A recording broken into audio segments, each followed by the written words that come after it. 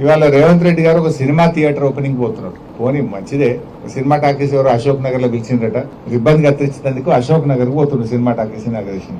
రేవంత్ రెడ్డి మరి పోతున్నావు అశోక్ నగర్, కానీ మరి ఎలక్షన్ల ముందు అదే అశోక్ నగర్ లో సెంట్రల్ లైబ్రరీకి పోయినావు, యాదుకుందా? నువ్వు రాహుల్ గాంధీ కలిసి అశోక్ నగర్ లో ఆ సినిమా టాకీస్ పక్కకే సెంట్రల్ లైబ్రరీ ఉంటది. అక్కడ మెట్ల మీద కూర్చొని బిడ్డ మాకు గవర్నమెంట్ వచ్చినట్టు చేయి, మా గవర్నమెంట్ వస్తే కాంగ్రెస్ ప్రభుత్వం రాగానే 2 లక్షల ఉద్యోగాలు ఒకటే ఏడాది ఇస్తా అని మాట ఇచ్చేచ్చు. నువ్వు మరొక్కసారి పోయిరారా అందాక సినిమా టాకీస్ రిబ్బన్ కత్తిరించినాక ఒక్కసారి అశోక్ నగర్ సెంట్రల్ లైబ్రరీకి పోయిరారాదు? పోయి ఏం చేసినావో, వాళ్ళకి ఇచ్చిన మాట ఏందో ఒక్కసారి మాట్లాడు.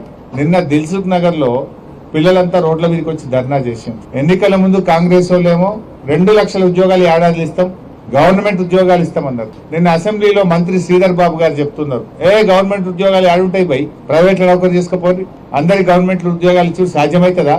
ఇది కాదు అని చేతులు ఎత్తేసాడు. బట్టి విక్రమార్క గారేమో జాబ్ క్యాలెండర్ పెట్టి జాబ్లెస్ క్యాలెండర్ చేసేసిండు దాన్ని. మరి ఇప్పుడు అశోక్ నగర్ కు రేవంత్ రెడ్డి గారు సినిమా టాకీస్ ఇనాగ్రేషన్ పోతే 1000 మంది పోలీసు వాళ్ళని పెట్టిరట. ఏదైనా సందులకెళ్ళి పొలాలు అత్తారేమో అడుగుతారేమో అని 1000 మంది పోలీసు వాళ్ళని పెట్టుకుని సినిమా టాకీస్ ఇనాగ్రేషన్ పోతుండే. ఇప్పుడు నిన్న మొన్న దిల్సుఖ్ నగర్ లో పిల్లలు పాపం ఏమైనాయి మా 2 లక్షల ఉద్యోగాలు, ఏమైంది మా జాబ్ క్యాలెండర్ అని అడిగితే వాళ్ళ ఈపులన్నీ వాయగొట్టారు, బూతులు తిట్టింది పోలీస్ అధికారులు. మనం చూసినాం సోషల్ మీడియాలో ఆ నిరుద్యోగ పిల్లల్ని నోటితో ఉచ్చరించలేని భాషలో బూతులు తిట్టుకుంటూ ఈపులన్నీ పగలగొట్టిండ్రు, రక్తాన్ని చిందించే విధంగా కొట్టిండ్రు పిల్లల్ని. ఇప్పుడేమో ఈయన అశోక్ నగర్ పోయి సినిమా టాకీస్ ఇనాగ్రేషన్ చేస్తారు. నేను రేవంత్ రెడ్డి డిమాండ్ చేస్తున్నా, సరే సినిమా టాకీస్ కు పోతావా, యాడికి పోతావో నీ ఇష్టం, నేను దాని గురించి మాట్లాడా. కానీ అదే అశోక్ నగర్ లో నువ్వు ఇనాగ్రేషన్ చేసే సినిమా థియేటర్ పక్కనే అశోక్ నగర్ సెంట్రల్ లైబ్రరీ ఉంది. అక్కడికి వెళ్లి పిల్లలకు ఆనాడు నువ్వు ఏం మాట ఇచ్చినవో, ఎన్ని ఉద్యోగాలు ఇచ్చినవో దాని సంగతి చెప్పు. దాకా పోయి అశోక్ నగర్ సెంట్రల్ లైబ్రరీ దాకా పోయి నీ జాబ్ క్యాలెండర్ సంగతి ఏందో, నీ నిరుద్యోగ భృతి ఏందో, ఆడపిల్లల స్కూటీలు ఏందో, నీ 2 లక్షల ఉద్యోగాల కథ ఏందో చెప్పు.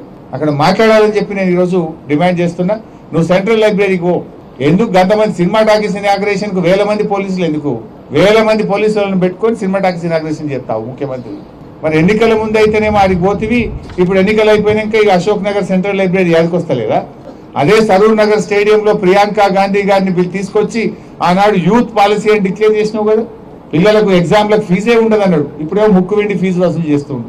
2 లక్షలు పక్కా అన్నాడు, నిరుద్యోగ భృతి 5000 అన్నాడు, స్కూటీలు అన్నాడు, జాబ్ క్యాలెండర్లు అన్నాడు, బ్యాక్లాగ్ పోస్టులు రిక్రూట్ చేస్తా అన్నాడు. ఇవాళ అన్ని ఎగబెట్టిండు. పోలీసు వాళ్ళని పెట్టుకొని ఇక ముంగట 4 వెనక 4 బండ్లు పెట్టుకొని సాటుకు తిరుగుతున్నాడు. ముఖ్యమంత్రికి ధైర్యం ఉంటే, చిత్తశుద్ధి ఉంటే, నిజంగా నిరుద్యోగ యువతకు న్యాయం చేసిన నమ్మకం ఉంటే నువ్వు Ashok Nagar central library visit చేయి. లేదంటే తోక ముడుచుకొని పారిపోతే నువ్వు నిరుద్యోగ యువతను మోసం చేసినట్టుగా భావించాల్సి ఉంటుంది.